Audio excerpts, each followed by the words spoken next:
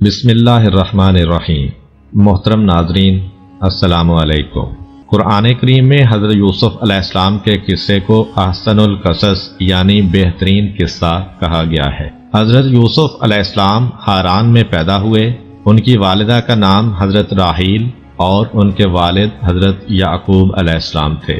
حضرت یعقوب علیہ السلام حاران سے ہجرت کر کے کنعان چلے گئے، جہاں حضرت یعقوب علیہ السلام کی زندگی کا ایک طویل عرصہ گزرا۔ سفر کے دوران حضرت یوسف علیہ السلام کی والدہ حضرت راحیل اپنے دوسرے بیٹے حضرت بنیامین کو جنم دیتے وقت اس دنیا فانی سے کوچ کر گئیں۔ کنعان پہنچ کر ان کی خالہ اور سوتیلی ماں لیا نے ان کی پرورش کی۔ لیا حضرت یوسف علیہ السلام اور بنیامین کو اپنے بچوں سے زیادہ توجہ دیتی تاکہ ان دونوں بھائیوں کو ماں کی کمی محسوس نہ ہو۔ حضرت یوسف علیہ السلام کی عمر 7 سال ہوئی تو ایک صبح حضرت یوسف علیہ السلام نیند سے جاگے تو ہنستے مسکراتے چہرے کے ساتھ اپنے والد کے پاس آئے اور کہا، بابا جان، آج رات میں نے ایک بڑا اچھا خواب دیکھا ہے کہ جس سے میں بہت خوش ہوا ہوں۔ میں نے دیکھا کہ 11 ستارے نیز چاند اور سورج مجھے سجدہ کر رہے ہیں۔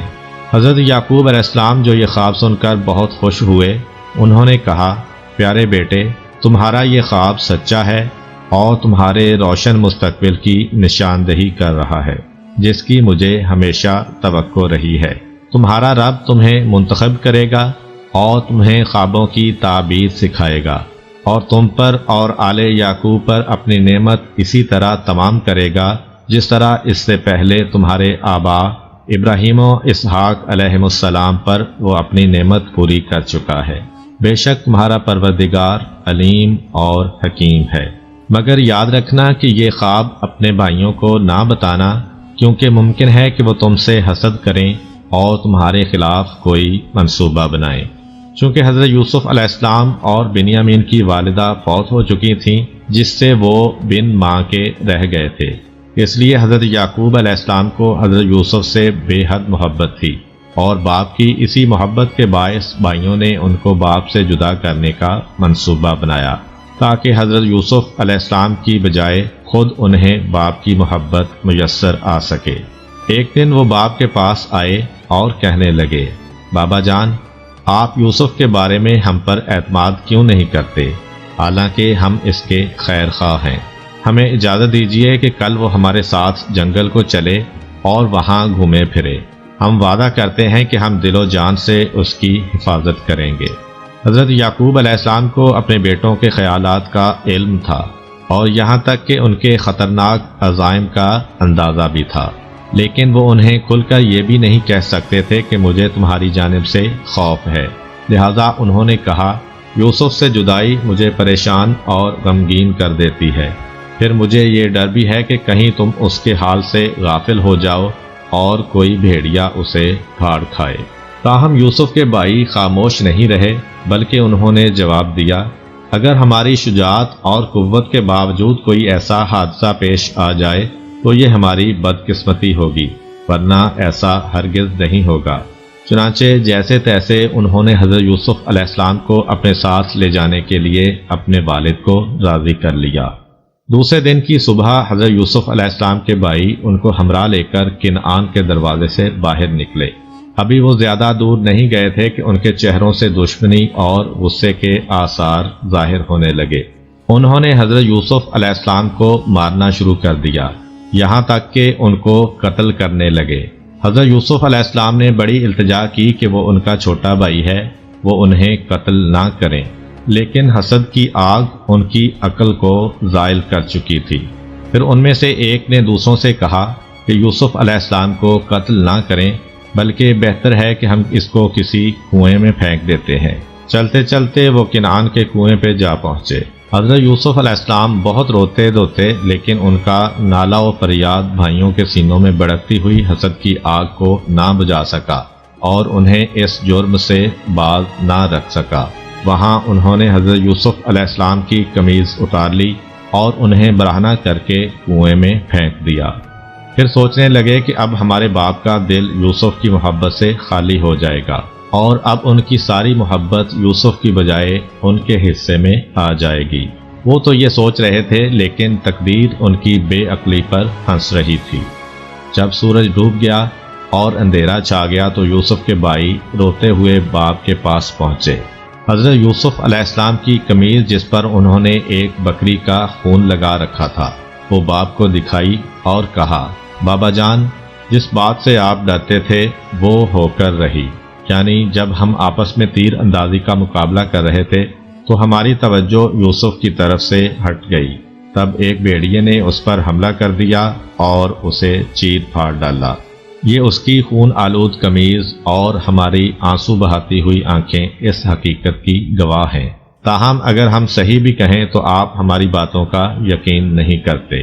اگرچہ حضرت یعقوب علیہ السلام اپنے بیٹوں کے جرم کو بھانپ گئے تھے، لیکن آپ جانتے تھے کہ خدا نے یوسف علیہ السلام کی قسمت میں جو کچھ لکھا ہے اس کو ٹالنا ممکن نہیں۔ پھر ان کو جواب دیا، تمہارے سرکش نفس اور حسد کی آگ نے تم سے ایک ناجائز کام کرایا ہے، تاہم میں اس پر صبر اختیار کرتا ہوں اور اپنے پروردگار سے مدد مانگتا ہوں۔ ادھر حضرت یوسف علیہ السلام کنویں کی تہہ میں بیٹھے تھے اور گہرے اندھیروں نے انہیں اپنی لپیٹ میں لے رکھا تھا۔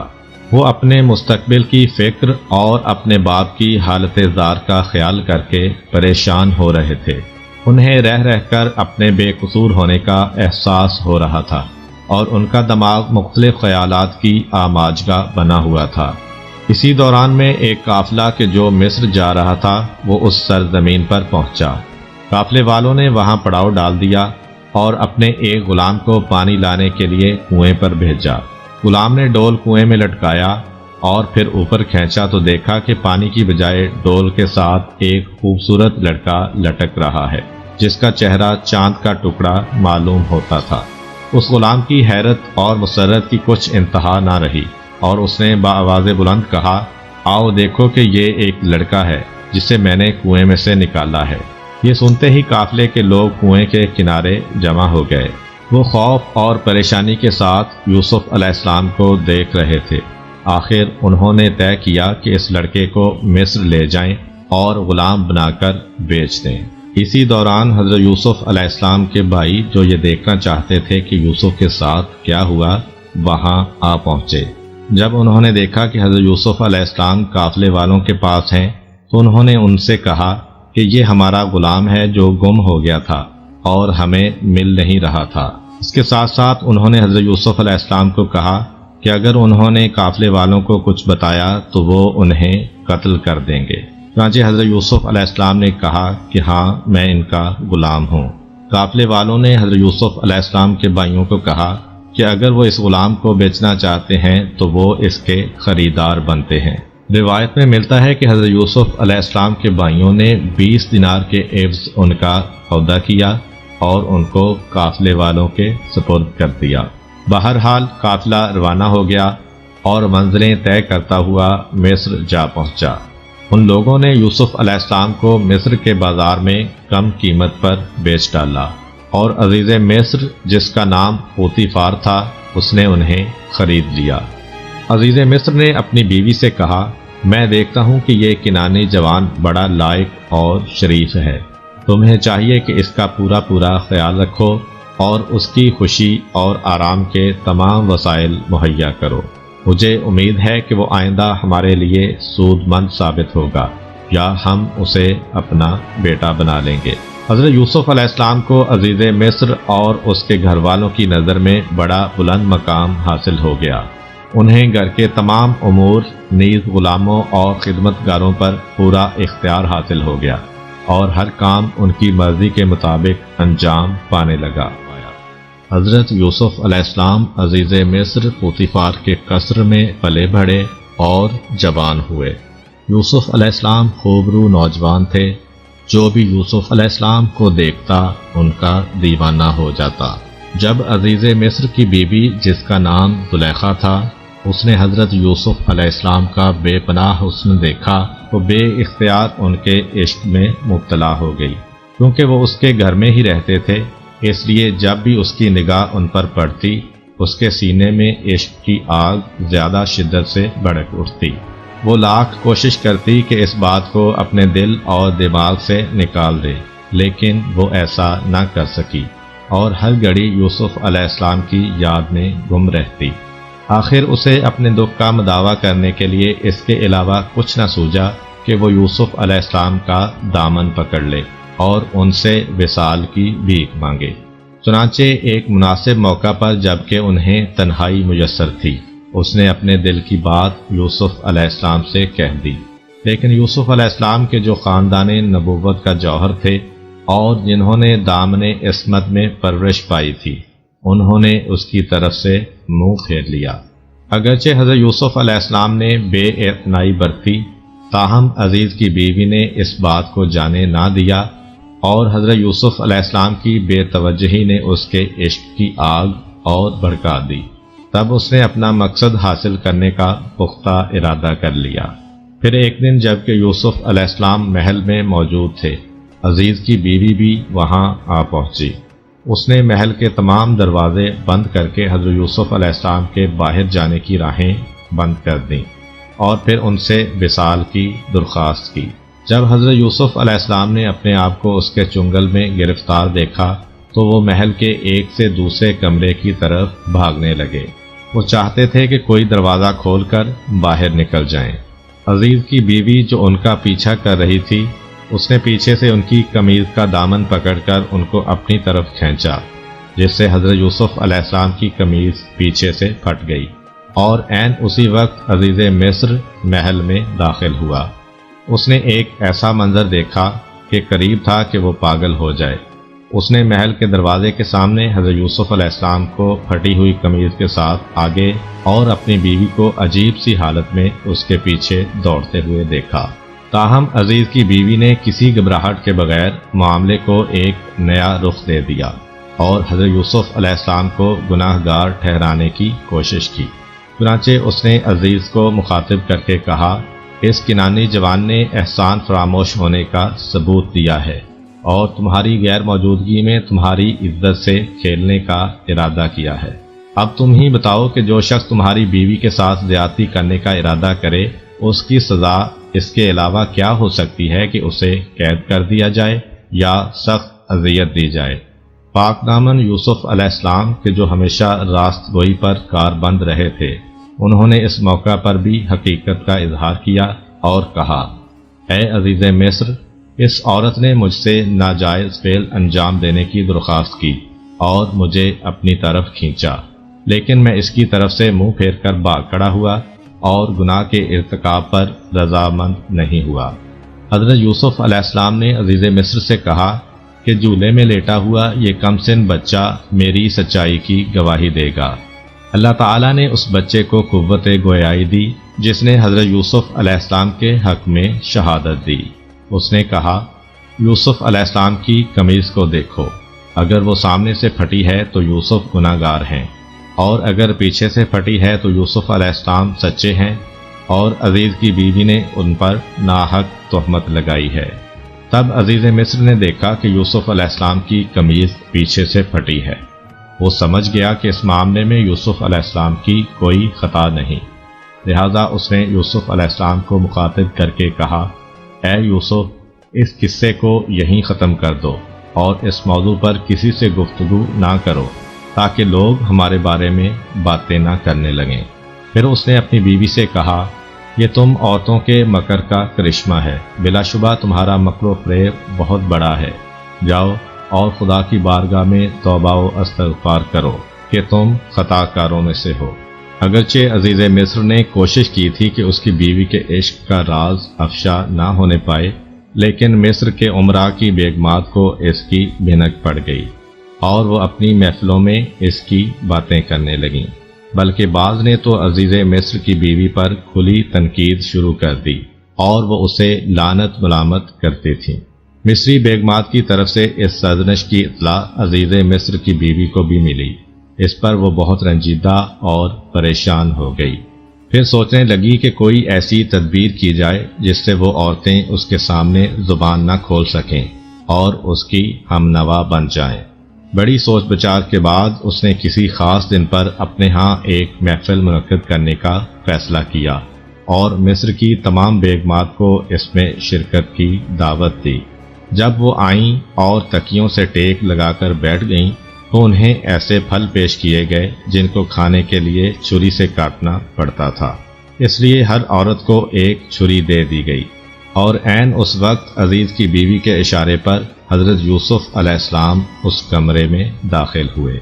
حضرت یوسف علیہ السلام کے آتے ہی ان عورتوں کے ہوش و حواس جاتے رہے، وہ ان کا جمال بے مثال دیکھنے میں محو ہو گئیں اور بے خبری میں پھلوں کی بجائے اپنے ہاتھ کاٹ ڈالے اور کہنے لگیں، یہ انسان نہیں بلکہ ایک بڑی شان والا فرشتہ ہے۔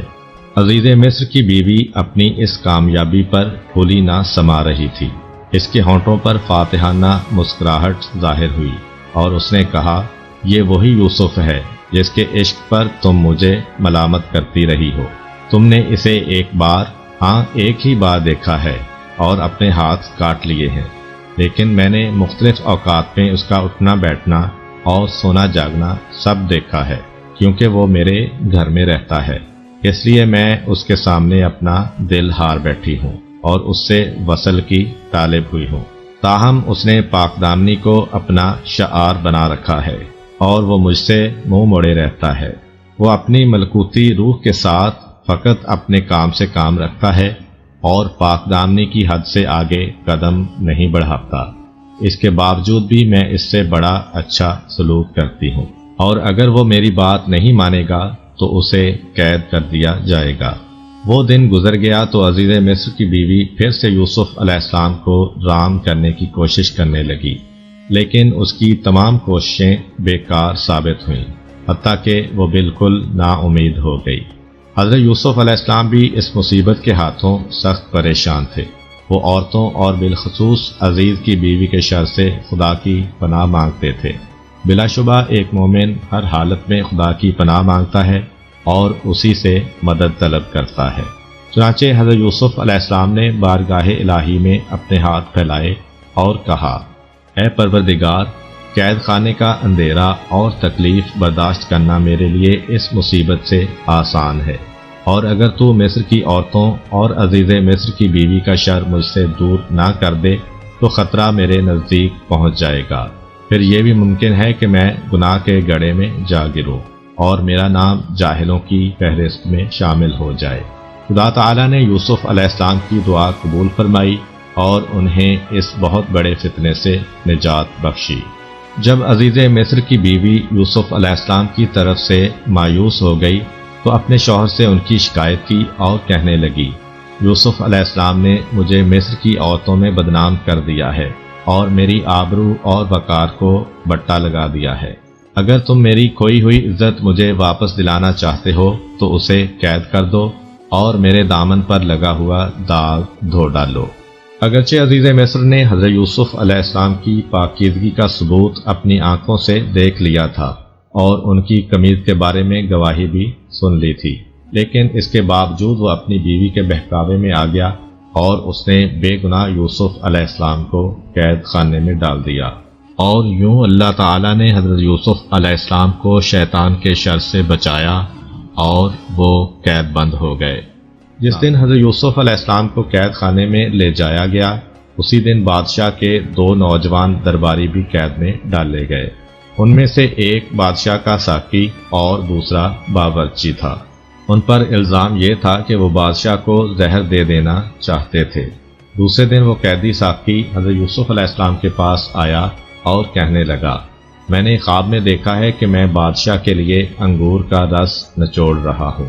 پھر اس کے ساتھی نے کہا کہ میں نے بھی خواب میں دیکھا ہے کہ میں نے کچھ روٹیاں سر پر اٹھا رکھی ہیں اور پرندے ان کو نوچ نوچ کر کھا رہے ہیں۔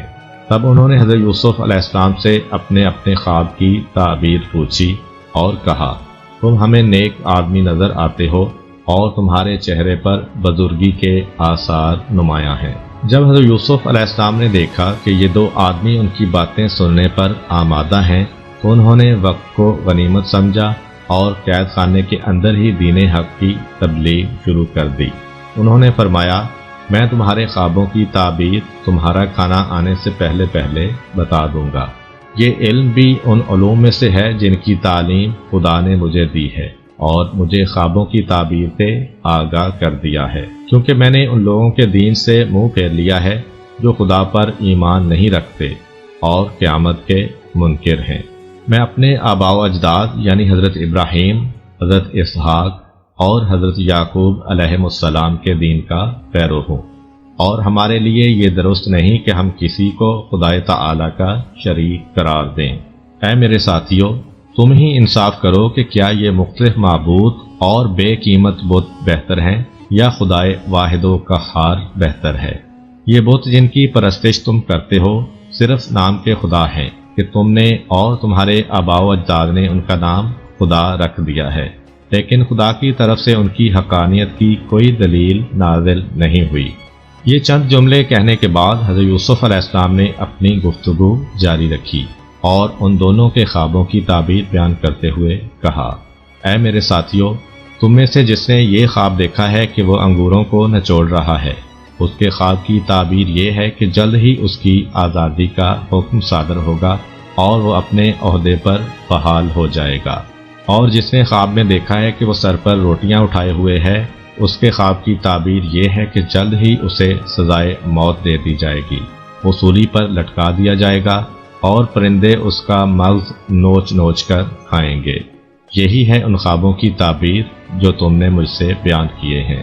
پھر حضرت یوسف علیہ السلام کو خیال آیا کہ یہ ساقی کہ جو جلد ہی رہا ہو کر شاہی دربار میں جانے والا ہے، کیوں نہ وہ اس کے ذریعے سے اپنی رہائی کی صورت پیدا کریں۔ لہذا انہوں نے اسے مخاطب کر کے کہا، جب تم شاہی دربار میں پہنچو تو بادشاہ کو میرے بارے میں بتانا اور میری بے گناہی کا ذکر کرنا، شاید وہ مجھے قید سے رہا کر دے۔ ان دونوں اشخاص کے خوابوں کی جو تعبیر حضرت یوسف علیہ السلام نے بتائی تھی وہ اسی طرح پوری ہوئی، یعنی ان میں سے ایک کو قید سے رہائی ملی اور دوسرا سولی پر لٹکا دیا گیا۔ لیکن افسوس ہے کہ وہ ساقی حضرت یوسف علیہ السلام کو بھول گیا اور انہیں مزید کئی سال قید خانے ہی میں گزارنے پڑے۔ ایک صبح کو جب بادشاہ نیند سے بیدار ہوا تو ایک خواب جو اس نے دیکھا تھا اس سے وہ سخت پریشان نظر آ رہا تھا۔ قوم کے علماء اور رؤسا کو دربار میں طلب کیا گیا اور اس نے اپنا خواب ان سے یوں بیان کیا، میں نے خواب میں دیکھا کہ 7 موٹی تازی اور خوبصورت گائیں ندی سے نکلیں اور ایک سبزہ زار میں چرنے لگیں۔ کچھ دیر کے بعد 7 کمزور اور بد شکل سی گائیں پانی سے باہر آئیں اور وہ پہلی 7 گائیوں کو کھا گئیں۔ پھر میں نے گندم کی 7 ہری اور 7 سوکھی بالیاں دیکھیں۔ خواب بیان کرنے کے بعد بادشاہ نے حاضرین کو مخاطب کر کے کہا، اب تم لوگ مجھے بتاؤ کہ اس خواب کی تعبیر کیا ہے۔ علماء نے بہت غور و خوض کیا، لیکن انہوں نے خود کو اس خواب کی تعبیر سے عاجز پایا اور کہنے لگے، جو کچھ آپ نے دیکھا ہے وہ آپ کی دماغی پریشانی کا نتیجہ ہے اور ہم اس قسم کے خوابوں کی تعبیر نہیں جانتے۔ تاہم بادشاہ کا خواب ایک وسیلہ تھا جو خدا نے حضرت یوسف علیہ السلام کی رہائی کے لیے فراہم کیا تھا۔ چنانچہ اس خواب نے اس ساقی کو یوسف علیہ السلام کی یاد دلا دی اور اسے برسوں پہلے کا واقعہ یاد آ گیا۔ وہ فوراً بادشاہ کی خدمت میں حاضر ہوا اور کہنے لگا، بادشاہ سلامت، آپ کے قید خانے میں ایک عالی ظرف، روشن خیال اور دانش مند شخص موجود ہے جو خواب کی تعبیر بتانے میں ماہر ہے۔ آپ مجھے قید خانے تک جانے دیں تاکہ میں اس سے آپ کے خواب کی تعبیر پوچھ آؤں۔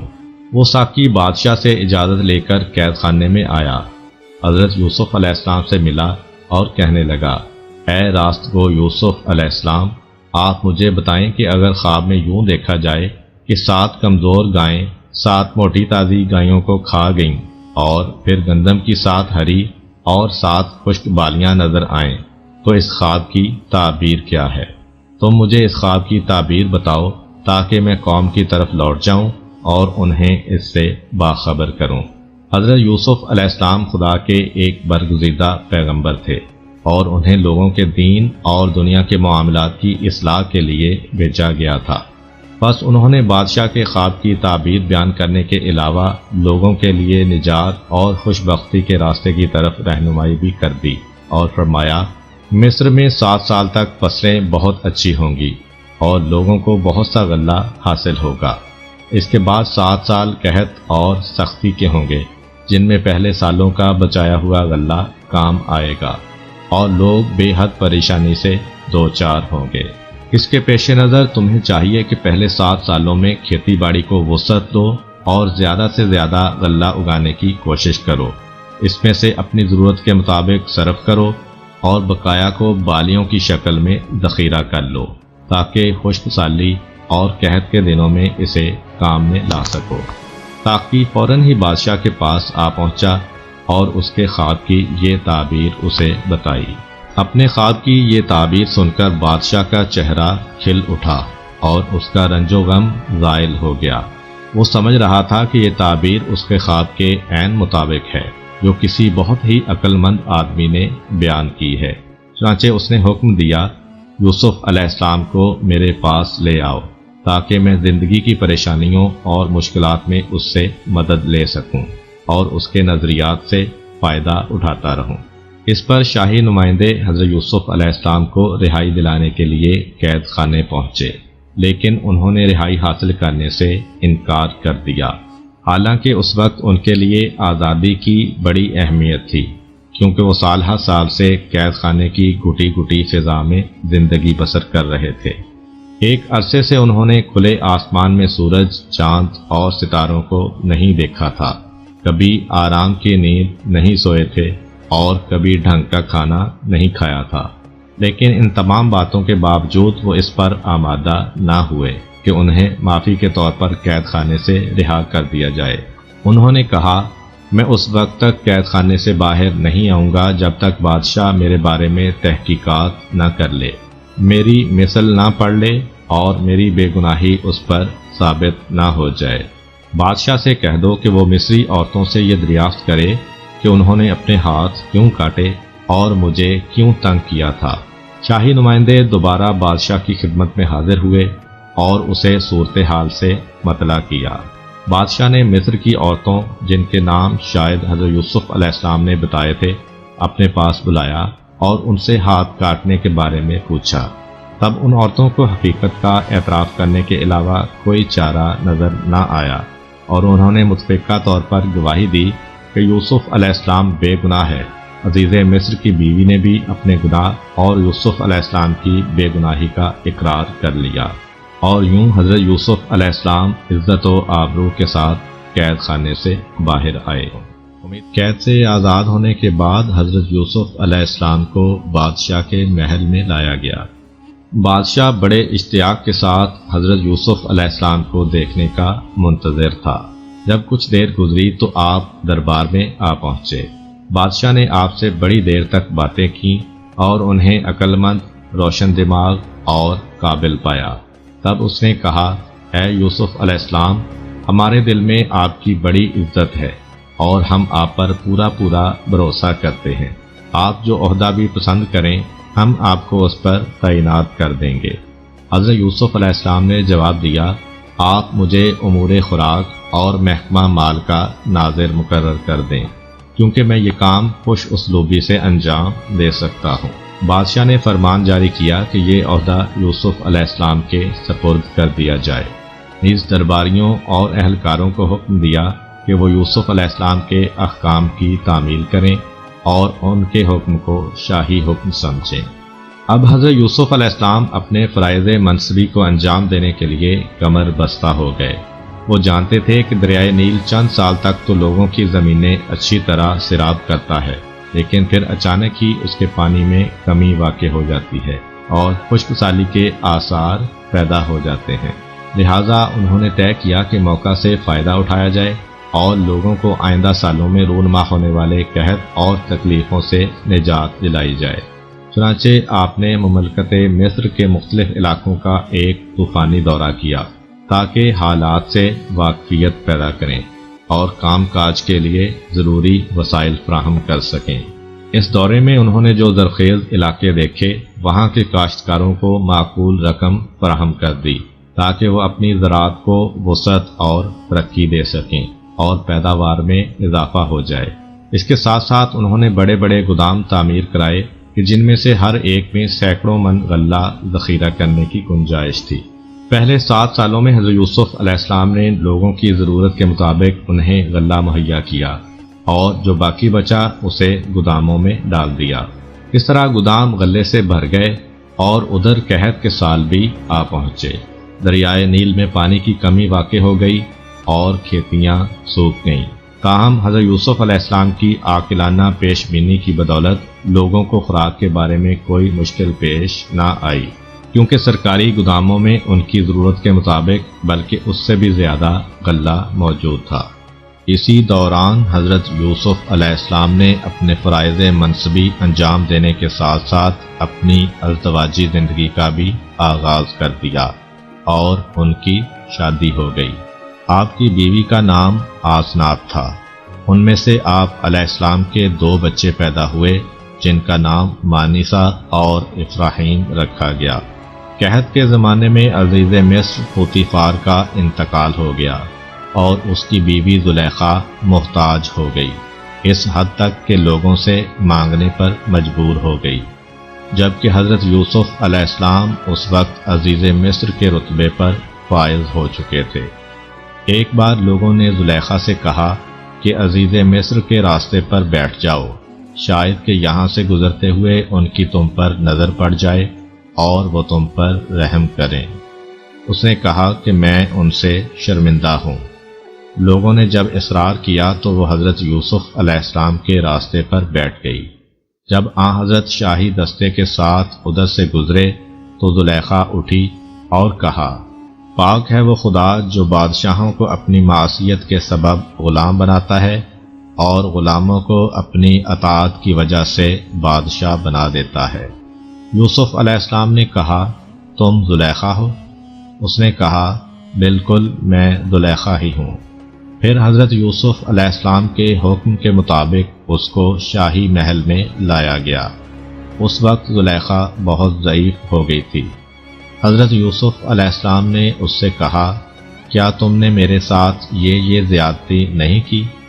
اس نے کہا، اے پیغمبر خدا، مجھ کو ملامت نہ کیجیے، کیونکہ میں اس وقت 3 بلاؤں میں مبتلا تھی جن میں کوئی شخص مبتلا نہیں ہوا تھا۔ پوچھا، وہ کیا؟ کہا، آپ کی محبت میں مبتلا تھی اور اللہ تعالیٰ نے دنیا میں آپ کی مثال خلق نہیں کی اور میں آپ کے حسن و جمال پر فدا تھی۔ مصر میں مجھ سے زیادہ کوئی مقبول عورت نہ تھی اور کسی کے پاس مجھ سے زیادہ دولت نہ تھی، لیکن میرا شوہر نامرد تھا۔ پھر حضرت یوسف علیہ السلام نے اس سے کہا کہ کیا حاجت رکھتی ہو؟ کہا، چاہتی ہوں کہ آپ دعا کیجئے کہ خدا میری جوانی واپس کر دے۔ حضرت یوسف علیہ السلام نے دعا کی اور اللہ تعالیٰ نے ان کو جوان کر دیا اور وہ بالکل کنواری لڑکی بن گئیں۔ پھر اللہ کے حکم کے مطابق حضرت یوسف علیہ السلام نے ان سے نکاح کیا اور ان کو محترم بنا دیا۔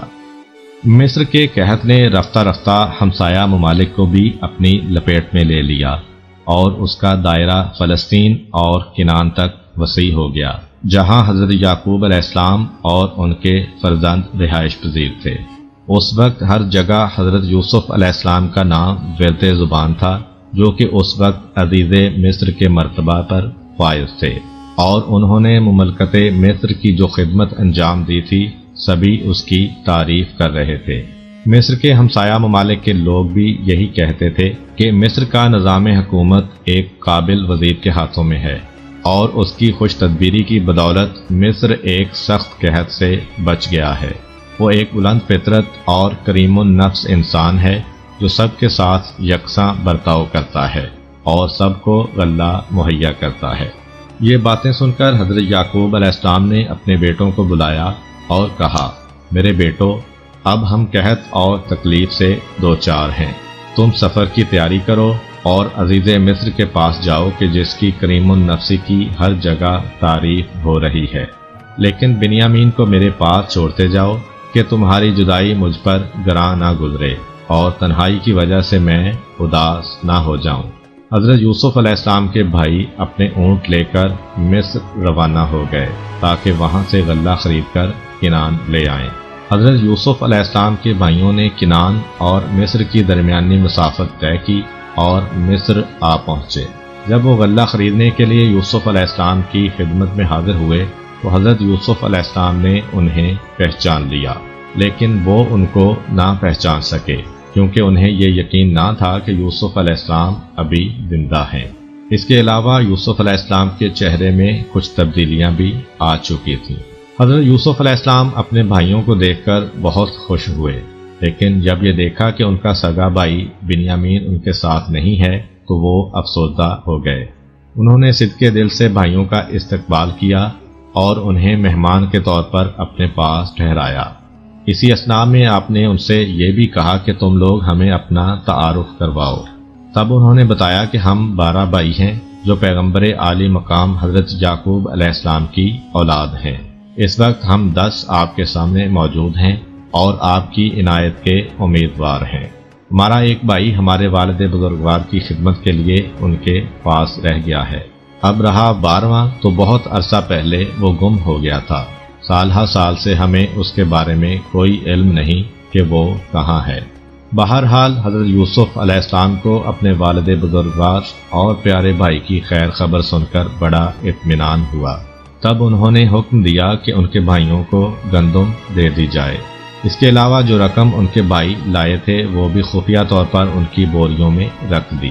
حضرت یوسف علیہ السلام نے یہ عمل اس مقصد سے انجام دیا تاکہ ان کے بھائی جلدی مصر آ جائیں اور رقم کا انتظام کرنے میں اپنا وقت ضائع نہ کریں۔ پھر بوریاں اونٹوں پر لاد دی گئیں اور یوسف علیہ السلام کے بھائی واپس جانے کے لیے تیار ہو گئے۔ اس موقع پر آپ نے ان سے کہا، جب تم دوبارہ مصر آؤ تو اپنے چھوٹے بھائی کو بھی ساتھ لیتے آنا، تاکہ مجھے اطمینان ہو جائے کہ جو کچھ تم نے بتایا وہ واقعی درست ہے۔ لیکن اگر تم اسے ساتھ نہ لائے تو تمہیں غلہ نہیں ملے گا اور پھر تم کبھی بھی میرے پاس آنے کا ارادہ نہ کرنا۔ انہوں نے جواب دیا، اس بارے میں ہم اپنے والد بزرگوار سے بات کریں گے۔ ہمیں امید ہے کہ وہ اس بات کو مان لیں گے اور ہم اس چھوٹے بھائی کو ساتھ لا سکیں گے۔ حضرت یوسف علیہ السلام نے اپنے بھائیوں کو الوداع کہا اور وہ خوشی خوشی کنعان لوٹ گئے۔ جب وہ اپنے باپ کی خدمت میں حاضر ہوئے تو کہنے لگے، بابا جان، جیسا کہ عزیز مصر کے بارے میں مشہور تھا، ہم نے اسے بڑا عالی ظرف اور شریف انسان پایا ہے۔ اس نے ہماری بڑی عزت کی، ہمارا ہر طرح خیال رکھا اور اس نے ہمیں بہت سا غلہ دیا ہے۔ لیکن اس کے ساتھ ہی اس نے ہم سے یہ وعدہ بھی لیا ہے کہ اب کہ ہم اپنے چھوٹے بھائی بنیامین کو بھی اپنے ساتھ لے کر آئیں، تاکہ وہ اس بات کو جان لے کہ ہم نے جو کچھ کہا ہے وہ درست ہے۔ تاہم ہمارا مصر کا سفر غلہ حاصل کرنے کے علاوہ کسی اور مقصد کے لیے نہیں تھا۔ حضرت یعقوب علیہ السلام نے فرمایا، میں تمہیں بنیامین کو ساتھ لے جانے کی اجازت ہرگز نہیں دوں گا۔ کیا تم چاہتے ہو کہ جو کچھ تم نے یوسف کے ساتھ کیا تھا اس کے ساتھ بھی وہی کرو؟ نہیں، بس تم مجھے میرے حال پر چھوڑ دو اور مجھے مجبور نہ کرو۔ پھر انہوں نے غلے کی بوریاں کھولیں اور دیکھا کہ جو رقم وہ گھر سے لے کر گئے تھے وہ بھی غلے میں رکھ دی گئی ہے۔ وہ خوش خوش باپ کے پاس آئے اور کہنے لگے، بابا جان، ہم نے غلط نہیں کہا تھا، ذرا عزیز مصر کی عالی ظرفی تو دیکھیے کہ اس نے ہماری ادا کی ہوئی رقم بھی اپنے پاس نہیں رکھی اور مخفی طور پر ہمیں واپس کر دی ہے۔ لہذا آپ خوفزدہ مت ہوں اور ہمارے بھائی کو ہمارے ساتھ بھیج لیں۔ ہم دل و جان سے اس کی حفاظت کریں گے اور اسے صحیح و سلامت آپ کے پاس واپس لے آئیں گے۔ حضرت یعقوب علیہ السلام نے دیکھا کہ ان کے بیٹوں کو غلے کی ضرورت ہے اور وہ مصر جانے کے لیے بے چین ہیں۔ علاوہ ازیں وہ عزیز مصر سے وعدہ کر چکے ہیں کہ اپنے بھائی کو اپنے ساتھ لائیں گے۔ ان حالات کے پیش نظر انہوں نے ان کو اجازت دے دی کہ وہ بنیامین کو اپنے ساتھ مصر لے جائیں۔ تاہم انہوں نے ان سے وعدہ لیا کہ بنیامین کو بحفاظت واپس لے آئیں گے، سوائے اس کے کہ کوئی ایسا ناگہانی حادثہ پیش آ جائے کہ جس سے ان کے لیے بنیامین کی حفاظت کرنا ممکن نہ رہے۔ سب بھائیوں نے اس عہد پر خدا کو گواہ ٹھہرایا اور بنیامین کو ہمراہ لے کر مصر روانہ ہو گئے۔ حضرت یعقوب علیہ السلام نے انہیں ہدایت کی کہ مصر پہنچنے پر وہ سب کے سب ایک دروازے سے نہیں بلکہ تقسیم ہو کر مختلف دروازوں سے شہر میں داخل ہوں۔ یہ ہدایت کرنے سے شاید ان کے پدر بزرگوار کا مقصد یہ تھا کہ ان کے بیٹے لوگوں کی نظر بد سے محفوظ رہیں، اور شاید وہ یہ بھی چاہتے تھے کہ وہ لوگوں کی توجہ کا مرکز نہ بنے۔ تاکہ ان کے بارے میں اس قسم کی غلط رائے قائم نہ کر لی جائے کہ یہ جاسوس ہیں یا چوری کرنے یا ڈاکہ ڈالنے کی غرض سے مصر آئے ہیں۔ بہرحال حضرت یوسف علیہ السلام کے بھائی مصر پہنچے، ان سے دوسری بار ملاقات کی اور اپنے بھائی بنیامین کو ان کے سامنے پیش کیا۔ حضرت یوسف علیہ السلام اپنے اس بھائی کو دیکھ کر بے حد خوش ہوئے اور غلاموں کو حکم دیا کہ وہ دوپہر کے لیے نسبتاً زیادہ کھانا تیار کریں تاکہ سبھی مل کر کھائیں۔ دوپہر کے وقت حضرت یوسف علیہ السلام اپنے بھائیوں کو گھر لے گئے اور انہیں دو دو کر کے دسترخوان پر بٹھا دیا۔ بنیامین اکیلا رہ گیا تو بے اختیار رو دیا اور کہنے لگا، اگر آج میرا بھائی یوسف زندہ ہوتا تو میں اکیلا نہ رہتا۔ یوسف علیہ السلام نے اسے اپنے ساتھ بٹھا لیا اور دونوں نے مل کر کھانا کھایا۔ جب رات ہو گئی تو حضرت یوسف علیہ السلام نے دو دو بھائیوں کو ایک ایک کمرے میں سلایا اور بنیامین کو اپنے پاس رکھا اور کہا، کیا تم اس بات کو پسند کرو گے کہ یوسف کی جگہ میں تمہارا بھائی بن جاؤں؟ بنیامین نے جواب دیا، آپ جیسا بھائی کہاں مل سکتا ہے، لیکن افسوس اس بات کا ہے کہ آپ یعقوب علیہ السلام اور راحیل کے بیٹے نہیں ہیں۔ تب حضرت یوسف علیہ السلام کی آنکھوں میں آنسو آ گئے اور انہوں نے بنیامین کو سینے سے لگا لیا اور کہا، میں ہی تمہارا گمشدہ بھائی یوسف ہوں جس کی جدائی میں تم غمگین رہتے ہو۔ وہ میں ہی ہوں کہ جس نے بھائیوں کے ہاتھوں دکھ اٹھائے اور پھر کئی ناکامیوں کا منہ دیکھا، لیکن خدائے تعالی نے مہربانی فرما کر میری تکلیفیں دور کیں اور مجھے اس رتبے پر پہنچا دیا۔ تاہم فی الحال تمہیں یہ بات ان بھائیوں سے پوشیدہ رکھنی چاہیے۔ مہمانداری کے دن ختم ہو گئے اور حضرت یوسف علیہ السلام کے بھائی غلہ خریدنے کے بعد واپس جانے کو تیار ہو گئے۔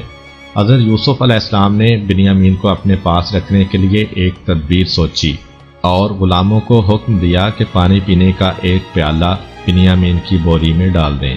جب قافلہ کچھ دور نکل گیا تو حضرت یوسف علیہ السلام کے ایک اہلکار نے آواز دی، اے کنعان والو، رک جاؤ، تم کتنے برے لوگ ہو جنہوں نے نیکی کا بدلہ بدی سے دیا اور عزیز کا احسان فراموش کر کے اس کا پیالہ چرا لیا۔ حضرت یعقوب علیہ السلام کے غیور بیٹے یہ آواز سن کر جہاں تھے وہیں کے وہیں جم کر رہ گئے اور کہنے لگے، خدا کی قسم، تمہیں معلوم ہونا چاہیے کہ ہم شرارت کی نیت سے یہاں نہیں آئے تھے اور ہم چور نہیں ہیں۔ اہلکار نے پوچھا، اگر تم میں سے کسی نے پیالہ چرایا ہے تو اس کی سزا کیا ہوگی؟ انہوں نے جواب دیا، ہمیں اپنی بے گناہی کا یقین ہے اور ہم ایک ایسے دین اور قانون کے پیرو ہیں جس کے مطابق تم لوگ وہ پیالہ چرانے والے شخص کو گرفتار کر کے اپنا غلام بنا سکتے ہو۔ اس گفتگو کے بعد اونٹوں پر سے بوریاں اتاری گئیں اور ان کی جانچ پڑتال شروع ہو گئی۔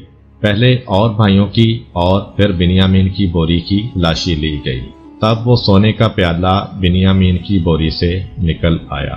وہ سب بھائی شہر کو لوٹ آئے اور انتہائی رنج و غم کے عالم میں حضرت یوسف علیہ السلام کے سامنے پیش ہوئے۔ پہلے تو حضرت یوسف علیہ السلام نے انہیں ڈانٹ ڈپٹ کی اور پھر کہا، تمہارے ہی قول کے مطابق ہم بنیامین کو اپنے پاس رکھیں گے۔ اس پر سارے بھائی منت سماجت کرتے ہوئے کہنے لگے، اے عزیز مصر، اس کا باپ بوڑھا اور کمزور ہے، آپ ہم میں سے کسی ایک کو اپنے پاس رکھ لیں اور اسے آزاد کر دیں۔ حضرت یوسف علیہ السلام نے کہا، یہ ناممکن ہے کہ ہم ایک چور کی بجائے کسی بے گناہ شخص کو پکڑ لیں، کیونکہ اگر ہم ایسا کریں گے تو ایک مظلوم پر ظلم روا رکھیں گے۔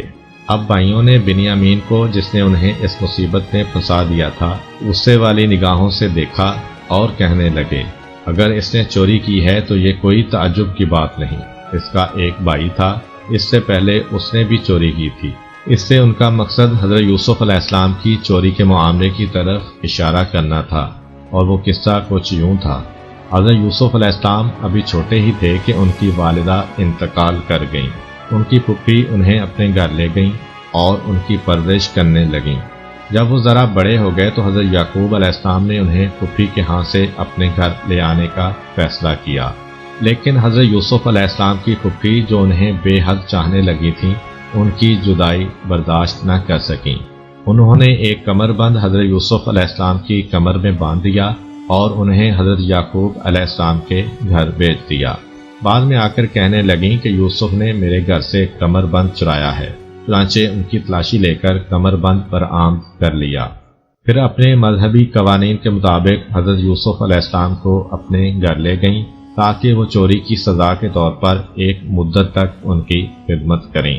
بھائیوں نے غصے کی حالت میں اس بات کی جانب اشارہ کیا تو حضرت یوسف علیہ السلام نے بھی ان کی بات سن لی، لیکن انہوں نے اپنے چہرے سے اس پر کسی رد عمل کا اظہار نہیں کیا، تاہم دل ہی دل میں کہا تم اس سے بدتر ہو اور جو کچھ تم کہہ رہے ہو خدا اس سے واقف ہے۔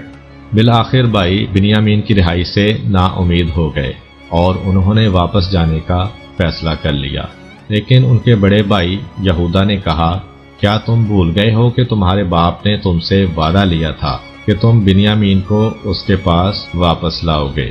خدا کی قسم جب تک میرا باپ اجازت نہ دے یا خدا میرے حق میں حکم نہ دے میں مصر سے باہر قدم نہیں رکھوں گا۔ تم کنعان جاؤ اور باپ سے کہہ دو کہ بنیامین نے چوری کی ہے اور عزیز مصر نے اسے اپنا غلام بنا لیا ہے۔ جی ہاں، یہ ایک ایسی حقیقت ہے جسے سب نے دیکھا ہے اور ہم جھوٹ نہیں بول رہے ہیں۔ پھر دوسرے بھائی تو واپس کنعان چلے گئے، لیکن یہودا اور بنیامین مصر ہی میں رہ گئے۔ حضرت یعقوب علیہ السلام اپنے بیٹوں سے مل کر بہت خوش ہوئے، لیکن یہ خوشی عارضی تھی کیونکہ بنیامین انہیں نظر نہیں آئے۔ انہوں نے اس کے بارے میں دریافت کیا تو بھائیوں نے سارا ماجرا کہہ سنایا۔ یہ قصہ سن کر حضرت یعقوب علیہ السلام کے ہوش جاتے رہے اور یوں معلوم ہوتا تھا جیسے ان کی روح بدن سے نکلی جا رہی ہے۔ انہوں نے بیٹوں کی بات کا یقین نہ کیا اور یہ سمجھے کہ انہوں نے بنیامین کے ساتھ بھی کوئی ایسی ہی چال چلی ہے جیسی یوسف علیہ السلام کے بارے میں تھی، جس کے غم میں ان کی بصارت جاتی رہی تھی۔ تب یوسف علیہ السلام کی یاد میں ان کے دکھی دل سے ایک دردناک آہ نکلی۔ جب کچھ سکون ہوا تو حضرت یعقوب علیہ السلام نے اپنے بیٹوں کو مصر جا کر یوسف علیہ السلام اور ان کے بھائی کو تلاش کرنے کی ترغیب دی۔ آپ نے انہیں نا امید ہونے سے روکا اور فرمایا خدا کی رحمت سے مایوس مت ہو اور اپنے کھوئے ہوئے بھائیوں کے پیچھے جاؤ۔ باپ کے حکم کے مطابق حضرت یوسف علیہ السلام کے بھائی مصر روانہ ہو گئے اور پھر تیسری مرتبہ عزیز مصر کے سامنے حاضر ہوئے۔ انہوں نے عزیز مصر کو مخاطب کرتے ہوئے بڑے رقت آمیز لہجے میں کہا اے عزیز مصر، ہم اور ہمارا خاندان شدید تکلیف اور پریشانی میں مبتلا ہو گئے ہیں۔ ہم تھوڑی سی رقم لے کر آپ کے پاس آئے ہیں، آپ ہمیں زیادہ غلہ دے کر ہم پر احسان کیجیے اور ہمارے بھائی کو رہا کر دیجیے کہ خدا نیکوکاروں کو بے حساب بدلہ دیتا ہے۔ حضرت یوسف علیہ السلام نے انہیں وہ بدسلوکی یاد دلائی جو انہوں نے خود ان سے کی تھی اور کہا کیا تمہیں یاد ہے کہ اس سے پہلے تم نے یوسف اور اس کے بھائی کے ساتھ کتنی زیادتی کی؟ تم نے ان کے درمیان جدائی ڈال دی اور انہیں فراق کی آگ میں جلایا۔ حضرت یوسف علیہ السلام نے یہ الفاظ شاید کنانیوں اور خود اپنے بھائیوں کی زبان میں کہے تھے، اس لیے انہوں نے انہیں پہچان لیا اور کہا کیا تم یوسف ہو؟ حضرت یوسف علیہ السلام نے جواب دیا ہاں میں یوسف ہوں اور یہ میرا بھائی ہے۔ دیکھ لو کہ خدا نے ہم پر احسان کیا ہے۔ بے شک جو شخص بھی پرہیزگاری کو اپنا شعار بنائے اور زندگی میں پیش آنے والی مشکلات اور تکالیف کے مقابلے میں صبر اختیار کرے تو خدا ایسے نیکوکاروں کا اجر ضائع نہیں کرتا۔ بھائیوں نے شرم کے مارے سر جھکا لیے اور اپنے کیے پر معافی مانگنے لگے۔ حضرت یوسف علیہ السلام نے کہا تمہیں ڈرنے کی ضرورت نہیں، امید ہے کہ خدا تمہارا یہ گناہ بخش دے گا۔ پھر حضرت یوسف علیہ السلام نے اپنے باپ حضرت یعقوب علیہ السلام کے بارے میں دریافت کیا تو بھائیوں نے بتایا کہ وہ آپ کے غم میں رو رو کر اپنی بینائی کھو چکے ہیں۔ اس پر حضرت یوسف علیہ السلام نے ان سے کہا کہ تم میری یہ قمیض لے کر والد بزرگوار کے پاس جاؤ اور ان کے چہرے سے مس کرو تاکہ ان کی آنکھیں بینا ہو جائیں، پھر تم سب کے سب میرے پاس چلے آؤ۔ کنانی بھائیوں نے حضرت یوسف علیہ السلام کی قمیض لی اور بڑی تیز رفتاری سے کنعان کی جانب روانہ ہو گئے۔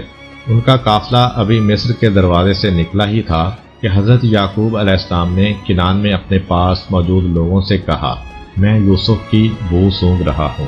جس باپ نے اپنے بیٹے کے فراق میں سال ہر سال تک آنسو بہائے تھے، اس نے حضرت یوسف علیہ السلام کی بو سونگھ لی اور اپنے پاس موجود لوگوں کو اس کی خبر بھی دے دی۔ لیکن وہ کہنے لگے، خدا کی قسم آپ ابھی تک اس مغالطے میں ہیں کہ یوسف زندہ ہے، حالانکہ ایسی کوئی بات نہیں ہے۔ ابھی کچھ زیادہ دن نہیں گزرے تھے کہ بشیر آ پہنچا۔ اس نے حضرت یوسف علیہ السلام کی قمیض حضرت یعقوب علیہ السلام کے سر پر ڈال دی، جس کے اثر سے ان کی آنکھیں روشن ہو گئیں اور ان کے بدن میں تازہ قوت آ گئی۔ پھر حضرت یعقوب علیہ السلام اور ان کے اہل خاندان نے مصر جانے کا ارادہ کیا اور یوسف علیہ السلام کو دیکھنے کے شوق میں اس سرزمین پر جا پہنچے۔ جب حضرت یوسف علیہ السلام نے انہیں دیکھا تو اپنے والد اور والدہ سے گلے ملے اور انہیں اپنے خاص تخت پر بٹھایا۔ تب ان کے والد، والدہ اور بھائی ان کے مل جانے پر بطور شکرانہ اپنے سر خاک پر رکھ کر جھک گئے اور سجدائے شکر بجا لائے۔ یہاں پر والدہ سے مراد حضرت یوسف علیہ السلام کی خالہ ہیں، کیونکہ ان کی والدہ راحیل ان کے بچپن میں ہی فوت ہو گئی تھیں۔ حضرت یوسف علیہ السلام نے کہا، بابا جان، یہ ہے اس خواب کی تعبیر کہ جو میں نے بچپن میں دیکھا تھا۔ خدائے تعالی نے میرے خواب کو حقیقت میں تبدیل کر دیا اور اس نے مجھ پر بڑے احسان فرمائے ہیں۔ اس نے مجھے قید سے رہائی بخشی اور ملک مصر کے خزانوں کی چابیاں میرے سپرد کر دیں۔ نیز اس نے ایک طویل جدائی کے بعد ہمیں ایک دوسرے سے ملا دیا۔ یہ سب کچھ مجھ پر اور آپ پر اس خدائے واحد کا احسان و کرم ہے۔ امید کرتا ہوں کہ آپ کو آج کی ویڈیو اچھی لگی ہوگی۔ اگر آپ کو ہماری ویڈیو اچھی لگی ہے تو ویڈیو کو لائک کریں اور اس طرح کی مزید ویڈیوز دیکھنے کے لیے ہمارا چینل سبسکرائب کر لیں۔ ملتے ہیں نیکسٹ ویڈیو میں، اجازت دیجیے، اللہ حافظ۔